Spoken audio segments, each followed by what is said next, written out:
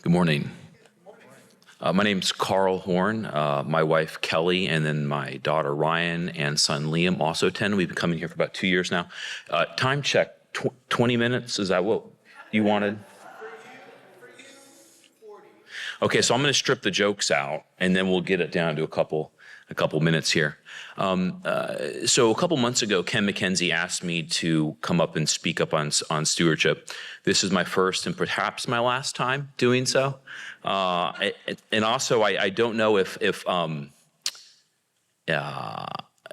maybe the most appropriate person to do so. But skipping past the money piece and the important sort of administrative pieces of pledging is very important because that's how you plan out your next year. And the two most expensive things for any organization are people and facilities, generally in that order. And I'll get back to that in a second, why that's important.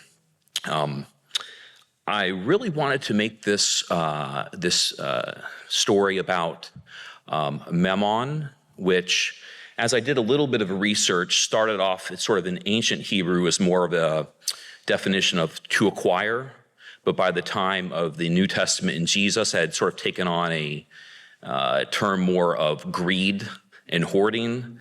And then in the Middle Ages, some authors decided that he was a demon, which that's really where I sort of got interested.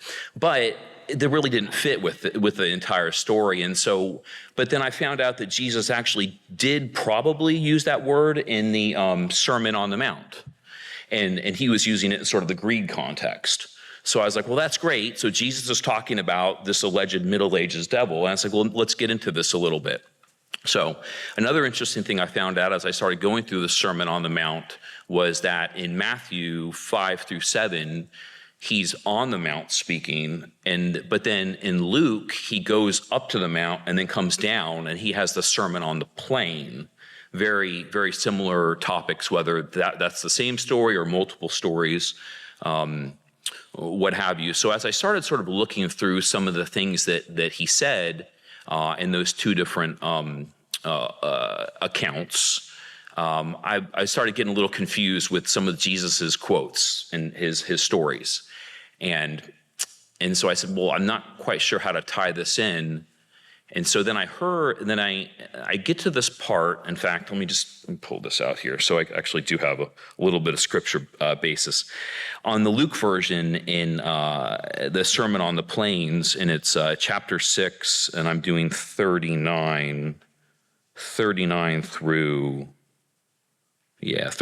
40. And this is the New International Version. Jesus says, "Can the blind lead the blind? Will they not both fall into a pit? The student is not above the teacher, but everyone who is fully trained will be like the teacher."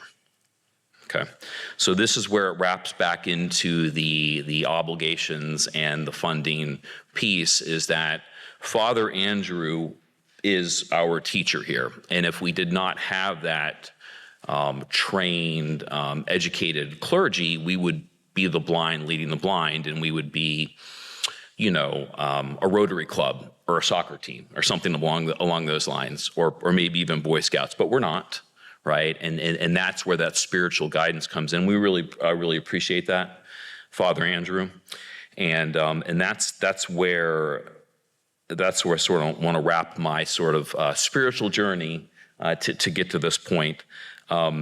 I was probably supposed to wrap in the walk in love piece too. So on the Sermon on the Mount and in the Plains, there's money talk, but there's also a lot of love talk in there as well. So that's how we got to that piece. And then the final thing, Ken asked me to remind you all that we will be submitting pledges, blessing, etc. On the 10th of November. So that's 2 Sundays from now. So thank you for allowing me to share my sort of thought process with you, and I'll have jokes later if anyone's interested, but or additional ones. Thank you. Thank you very much.